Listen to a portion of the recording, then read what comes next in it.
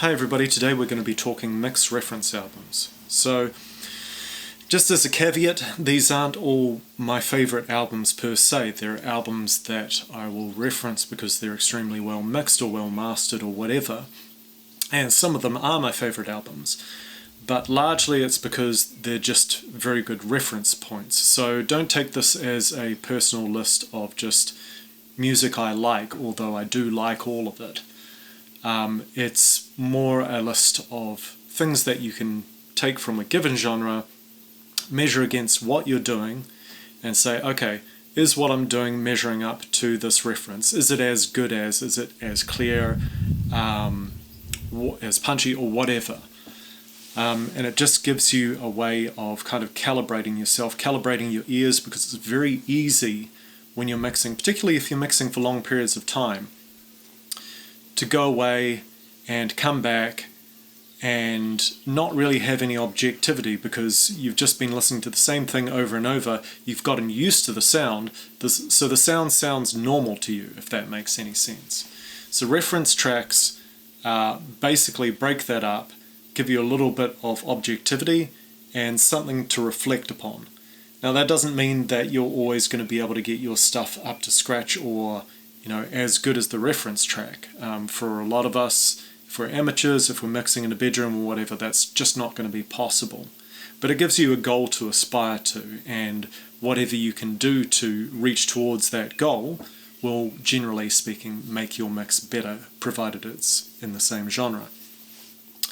So with that out of the way, there's clearly so much music in the world, so much well-produced, well-mixed music, it'd be impossible for me to list or listen to all of it. So this is just stuff I know of. I'm sure there's stuff that you know of. If there's stuff that you think is particularly well-mixed, feel free to leave some comments. Anyway, so, first genre, pop. Imogen Heap's album Speak For Yourself is very good. Imogen Heap is a very good mix and mastering engineer.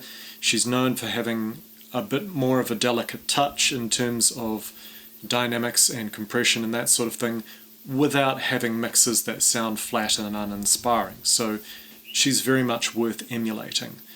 That album is great. It's got a lot of very interesting mixing and interesting production as well. She also did an album with a guy called Guy Sigworth, who is known for doing music with Britney Spears and a whole bunch of other big pop artists. Their band, if you want to call it that, was called Frou, F-R-O-U, and they did an album called Details, which, as per the name, is very detailed. It's very much a pop album, so it has a lot of heavy compression and this sort of thing, but it's still really well mixed, and it doesn't have that really harsh kind of over-loud and over-clipped, distorted quality that you associate with a lot of modern pop. So it's very much worth listening to. For Triphop, I've mentioned Nitin Sawhney in the past, UK-born Indian dude who is extremely good at mixing.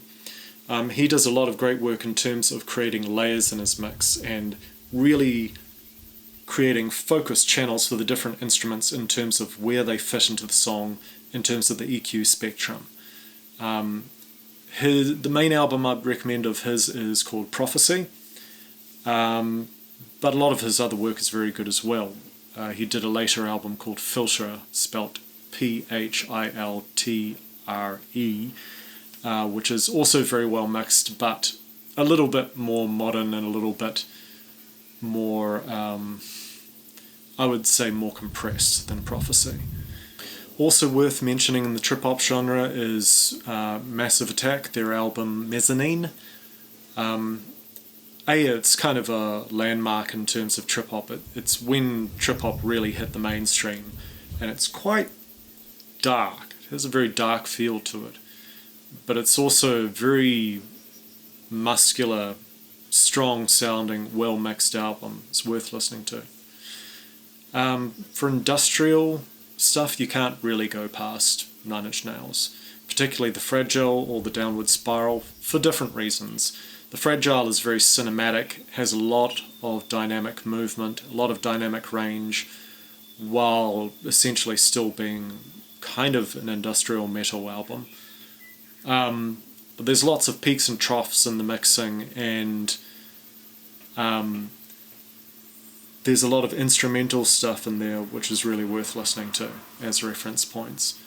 The Downward Spiral, by comparison, is a much, I would say, less well recorded album. It really happened before he was ultra famous. But it's the sheer creativity of mixing that you listen for in that album. Like, it's really quite phenomenal just how creative that album is compared to anything else that was around at the time or since. And the mixing is not separate from that. He did all the mixing himself, as far as I understand it. So it's worth listening to for that reason. For rap, hip-hop, I would say that my rap and hip-hop, although I've recorded quite a bit of it, is not something I listen to a heck of a lot. But in terms of what I do listen to, I thoroughly recommend Aesop Rock's The Impossible Kid. Very well mixed, hard-hitting album. Has what you'd expect from rap and hip-hop. It's quite loud and quite compressed and quite limited and this sort of thing. But it still sounds really good. So it's worth listening to in that regard. For IDM music, if you don't know what IDM is, you can think of glitch music. I would recommend Aphex Twin's Druqks, and also a little known album by a guy called Nintari called Protector. You can find the latter one online on his website. I don't know if he ever released it on Spotify or whatnot. But both of those are very well mixed, and particularly the Aphex Twin one, it has a very strong analog feel to it. It's very powerful in terms of its mixing, and it's probably, I would say, the most stellar example in terms of Aphex Twin's work from a mix perspective. Going to Downtempo, and obviously there's a little bit of a middle ground between Downtempo and IDM music. Can't really go past Boards of Canada's Tomorrow's Harvest album, their most recent album, which is 2013. It's not my favourite album of theirs, but it's easily one of the best mixed albums I've heard from an electronic perspective.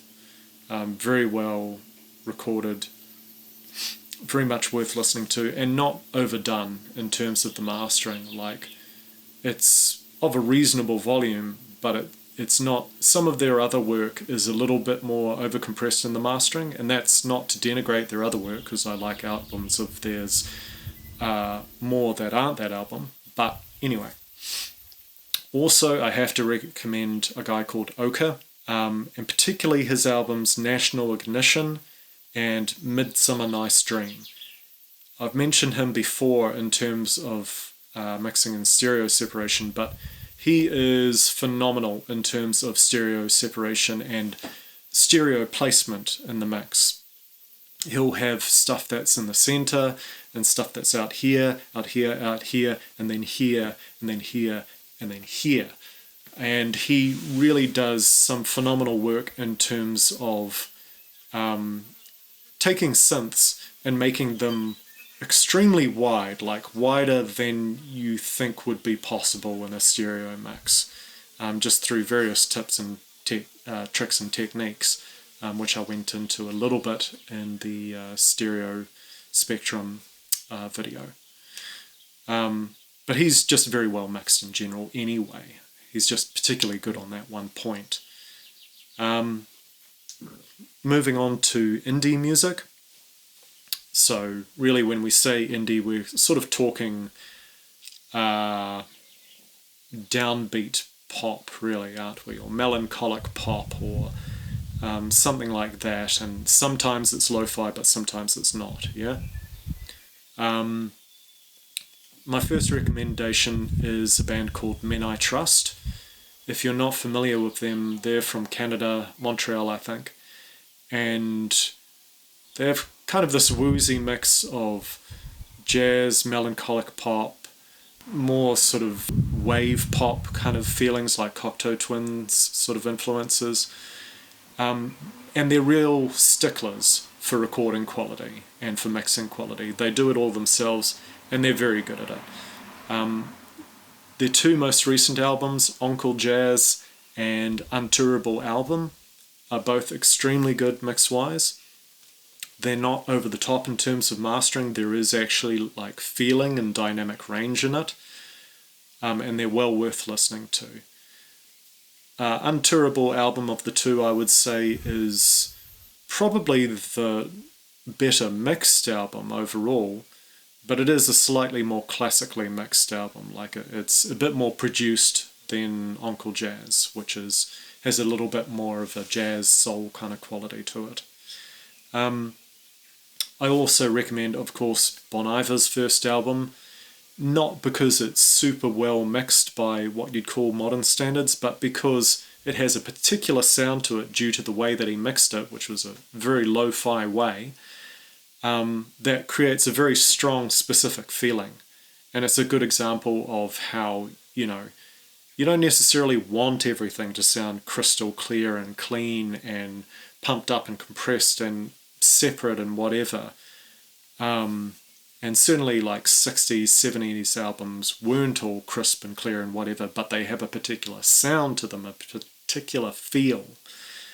So it's a good kind of, exception to the rule example for something to listen to that doesn't have that classical mixing approach to it.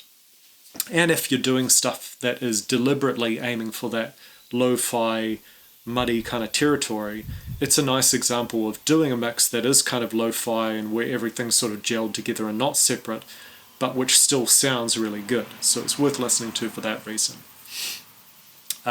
Chiptune, you might not be familiar with chiptune, but chiptune is sort of a genre that sprung out of the early side of video game music, where they were just using particular musical chips and sine waves and whatever to create music. So it's very lo-fi on a digital level.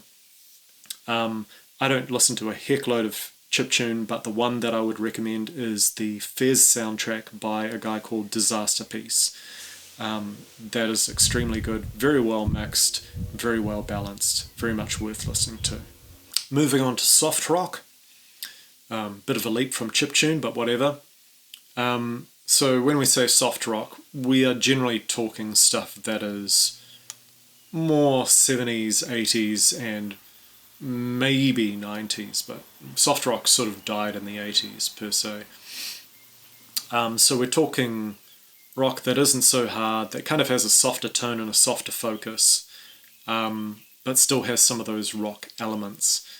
So I would recommend Dan Fogelberg's The Innocent Age, which is it's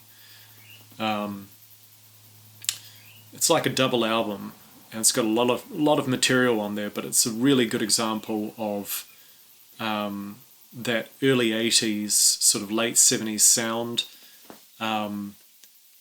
while being really well produced, really well mixed.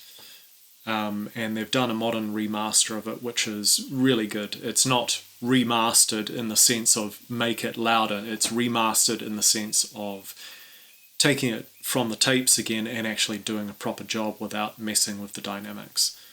I also recommend the non-remastered version of Steely Dan's Gaucho. The first digital release of that is really worth listening to. Later on they did a remastered version and it's not worth listening to. Like most modern remasters are not worth listening to. Most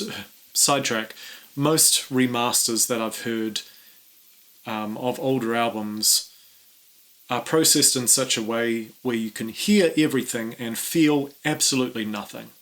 And what I mean by that is they take the original context of the mix, whenever it was made, and they kind of strip it away and they make it sound like a modern recording by taking everything, re-EQing it, making everything completely separate. And by doing so, they actually take it out of the time and place when it was recorded, and they make it feel like something alien, and it just takes the feeling away from that track. And I'm not saying that because I just fell in love with the original recording or anything like that. I'm saying that because every recording you do has a particular time and place to it, where you were at that time, where you recorded it, and what you were doing. And usually when you go back and revisit that and try and make a mix or a master better, you end up taking away from that feel. You end up taking the feeling that you had at that time when you recorded it and getting rid of that and imposing a feeling that you have right now. And I don't necessarily mean that strictly from a mix perspective, I also mean that from an emotional perspective. So it's best to keep things as true to when they were recorded as you can, and most modern remasters do not do that. And unfortunately, the remaster of Steely Dan's Gaucho does not do that. It just makes it a little bit louder, a little bit more truncated and boxy sounding, whereas if you go back to the original digital CD of it, it's still got that really analog, flowing, not entirely separate, but strong feeling to it. So that's the one that I would go for, is not the remaster, the original. And you won't be able to find that on Spotify or anything, obviously, so you'll have to go looking elsewhere. Moving up to hard rock and grunge, I personally strongly recommend Live's album Throwing Copper.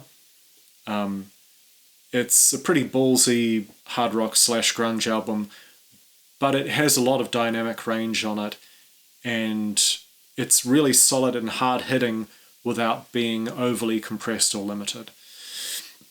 I also think of Smashing Pumpkins' Siamese Dream for a different reason, because the mixing of it is, and particularly the guitar sound, is unlike anything I've heard anywhere else, even on later Smashing Pumpkins albums. It is a very solidly compressed album, the original that is. Again, for all of these albums, obviously if there's a remaster and an original, go for the original. Like, no questions asked, it's almost always better. So the original non-remastered version of Smashing Pumpkins' Siamese Dream, you might have to find a CD from, the 90s to get it. Yeah, really good dynamics, very strong range, and a lot of different songs with a lot of different sounding mixes as well. So it's worth listening to. We will get through this, I promise. Moving on to metal, Rammstein's Mutter from 2000 is amazing. They kind of really scaled back from the kind of bombasticness that they did with the previous album, Sensuk, and Mutter is much more restrained in terms of the mixing and the mastering. It has a lot more dynamic range, and it's got a very operatic feel to it. I don't know how you feel about Rammstein or whether you like their music, but if you are mixing metal, it's a good reference point. Also, I strongly recommend Opeth's Blackwater Park. It's their most well-known album, and for good reason, but it's also a really solid mix. It's pretty loud in terms of the mastering stuff. It's not too loud, but it's pretty loud. But it still has a lot of dynamics in it, and almost every song on that album goes down into a more acoustic section, comes back up into a metal section, and it's a good way to see how to blend sort of different styles of music as well in your mixing.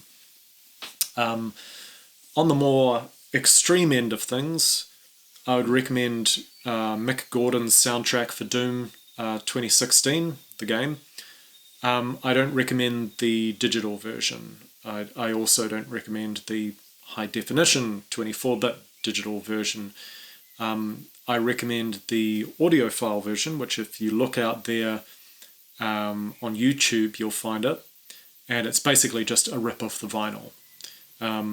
I've gone into in the past how vinyl is not able to sustain the same level of constant loudness that digital formats can. If you try and do that with vinyl, the needle will skip. So vinyl by default has to have a broader dynamic range than what you put on digital. So the digital version of Doom 2016 soundtrack is almost unlistenable to me. It's, it's amazing musically, and Mick Gordon virtually invented an entire new genre there. But just from the loudness perspective, it's really grating. But if you go to the vinyl version of it, the audiophile version, if you look on YouTube, it's got a really decent dynamic range, and it makes it well worth listening to, both as a soundtrack and as metal, So that can be a good reference point. Just don't go for the digital version of it. That is far too compressed and over-limited from my perspective. On the complete opposite side of the fence, moving back to soft stuff, if you think of New Age stuff, you might not be familiar with New Age. It sort of popped up in the early 90s and never really came back again, but there's a couple of examples I'd give you there. One is Enigma's first album, MXMXC AD, or whatever it's called. That has a phenomenal dynamic range. I think it's -18 dB RMS or something like that. But it doesn't feel quiet is the thing. Like, you listen to it and, okay, you turn up the knob on the stereo a little bit, but the kick and the beats and that sort of thing, they don't feel quiet. They feel really hard-hitting. It's just that the music as a whole, because it's got that strong dynamic range, has a really cinematic quality, and you can sit there and listen to it and just kind of pick out things. Things will sort of come out at you through the speakers. I also recommend Enya's Watermark and Shepherd Moon albums. And that's partially just for the vocal mixing. I mean, if you're not familiar with Enya and how her stuff gets recorded, go look it up, because it's quite phenomenal. She will record 100 parts of her own voice, doing various different layers on just, one note or two notes or whatever. And it builds up into this very huge choral sound with just her. But the stuff that she does, I mean, she does it with another couple of people. She's not the sole composer or anything. A lot of dynamic range, a lot of movement in the mix, so a lot of emotional movement. Well worth listening to. And yeah, if you haven't looked into it, look up her vocal recording stuff. Okay, so moving on from New Age to New Wave. So when I say New Wave, I'm basically talking about the modern advent of pop music, which is emulating wave music from the 80s. So stuff like Duran Duran or whatever. The main one I would recommend there is Junior Boys, and the album I would recommend of theirs is called So This Is Goodbye. For wave, and when I say wave, it's really stuff that's emulating the kind of electronic soundtrack music of the 80s. I strongly recommend the Far Cry Blood Dragon game soundtrack. As far as I can tell, that was sort of the first one that started doing this sort of thing, like the faux 80s soundtrack stuff. And the nice thing about it is that it's not as badly mixed or recorded as most of the stuff from the 80s was. It's a lot cleaner. It probably has a better dynamic range even, but it just sounds a bit more modern. But it's also a very good album just from a thematic and melody perspective and this sort of thing. For acoustic music, strongly recommend Jose Gonzalez, his Veneer album. It's pretty much just him and guitar. But it gives you a good feel for how you can get a nice, well-rounded sounding mix when you've only got two instruments. For acoustic that's slightly more classical, I would recommend Ryuichi Sakamoto's album 1996. It's basically a whole bunch of renditions of his soundtrack themes, but done with cello, piano, and violin. Very well recorded. It's quite dry, so it's one of those examples of mixes where, you know, they probably just recorded it and didn't have to do a heck of a lot at the EQ or mixing stages, but it's just very nicely produced. Everything sits well and everything plays off against each other very well. Moving on to Motown. I don't listen to a heckload of Motown, but Michael Jackson's Off the Wall, again, non-remastered version, obviously, is very, very good. No matter how you feel about Michael Jackson, that particular album is very well mixed, and it retains that kind of very woody, kind of analog sort of sound that you associate with Motown. And if you were doing anything modern that was Motown-esque, I would be trying to aim for that sound because it has a particular feeling to it. For jazz soul music, it can be a little bit difficult because most of the really classic jazz stuff was recorded before we had particularly good recording equipment. So, you know, I could recommend particular jazz albums, but I wouldn't be recommending them for their recording and audio quality. But in a slightly more modern sense, I'd recommend Foreign Affairs by Tom Waits, which is very much a, you know, soul jazz album. But it's very nicely recorded. It's almost cinematic in places. And it has that sort of Tom Waits flavour to it, if you're familiar with that. For soundtrack stuff, it depends whether or not you're talking game soundtrack or film soundtrack, because those are two very different things when you're talking about dynamics and what kind of frequencies you want to be preserving, this sort of thing. But at least for film soundtrack, I strongly recommend Elliot Goldenthal's Alien 3 soundtrack. No matter what you think of the film, soundtrack is one of the most dynamic, well-mixed, and I would say even slightly avant-garde uses of orchestra I've ever heard. Very percussive use of orchestra. He also uses a lot of synths in that soundtrack, so it's a very good blend of a whole bunch of different things thematically.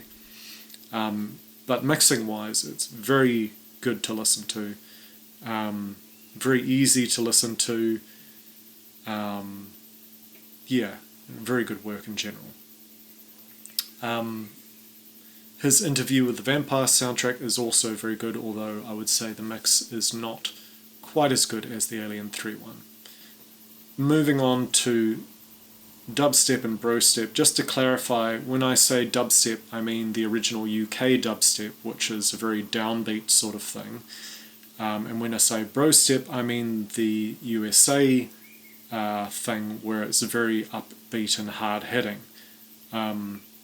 Those are actually two almost completely different genres of music, so, you know, it's not really good to confuse the two. So when I think of brostep, really the only thing I can recommend there is Skrillex's original EP, Scary Monsters and Nice Sprites. That one was already pretty, you know, severe in terms of its limiting and compression, but it's still quite listenable and quite usable in a sense as a reference, or at least some of the tracks on it, because it still has dynamics and it still kind of pumps up in terms of volume when you get to the drop and drops down afterwards and this sort of thing. Everything that I've heard that's come after that, even in terms of Skrillex's own stuff, has generally speaking been way too over-limited, way too over-compressed, and just not very good reference-wise. Yeah, so that's the only one I would really go for in terms of something that still has a dynamic range and therefore an emotional impact. I can't recommend any other particular bro step albums, but in terms of particular tracks, I would strongly recommend Maelstrom by Tut Tut Child. That one's very well made as well in terms of the mix.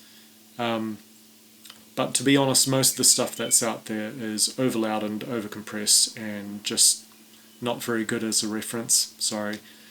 Moving on to dubstep, go for the classics. Burial's album Untrue. I'm not a massive connoisseur of UK dubstep, so unfortunately that's mainly what I recommend. It's just that one album. It's still a little bit overcompressed and overlimited for my tastes, to be honest. It has, for the cinematic quality that it has, it would have been far better off if it had had a greater dynamic range. But in terms of, references, it's still pretty good in terms of the EQ levels, how everything fits together in the mix. Everything's very well layered and that sort of thing. Progressive music, promise we're getting to the end of this fairly soon.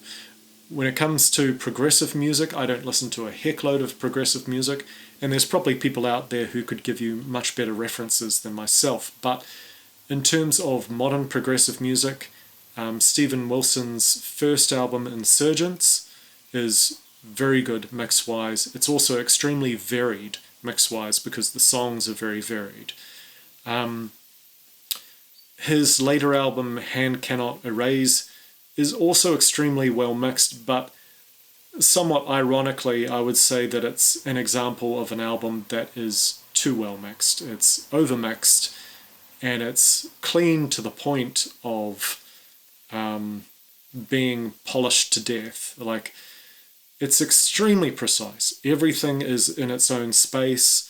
It's quite phenomenal to listen to in that regard, but you kind of get an unhealthy kind of alien feel out of it, for me. But Insurgents, his first solo album, doesn't have that feeling. It still has that feeling of organicness while still retaining really good mixes. Okay, absolute last category, 80s pop. I don't listen to a heckload of 80s pop. I don't have a lot of time for it. I grew up in the 80s. I wasn't impressed at the time. I'm not that impressed now. Having said that, there are certainly some standout examples. Some of the Tears for Fears stuff is pretty good. I wouldn't say their first album, but probably the second album. But the one that my mind keeps on going back to as a reference point is the Jacksons' album Victory. So that's the Jacksons, plural, so the whole Jackson family. They did an album in the 80s, which is not that well known now, called Victory, and it's very much straight pop, right? And kind of what you would expect from them, but it's also surprisingly dynamic. There's a lot of range between the different songs. The album as a whole, I think, is negative 18 decibels RMS. And some of the tracks are actually, just lowered overall so that they will not be louder than the subsequent tracks or whatever. But the mixing is very clear and very clean without having any kind of alien feel to it or anything. But it's very 80s, and it's, if you're going for that 80s pop kind of feel, that real light-hearted kind of bubblegum poppy sound, that's the first thing that I would latch on to and go, yeah, that thing there. So anyway, hope that helps. If you have any albums that you can think of that are extremely well mixed, not just ones that you like, but ones that are very well mixed, have a good dynamic range, aren't overly compressed, aren't overly limited, don't have muddiness or a lack of separation between instruments, then by all means feel free to list them in the comments section. Alright, thank you.